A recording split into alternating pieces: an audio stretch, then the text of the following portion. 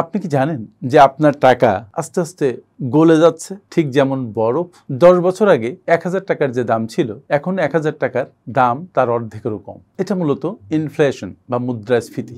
মুদ্রাস্ফীতি ধীরে ধীরে আপনার টাকার রিয়েল ভ্যালু কমিয়ে দেয়, পারচেজিং পাওয়ার কমিয়ে দেয়। তাই টাকার হিসাব করার সময় সময়কে হিসাব করাটা জরুরি।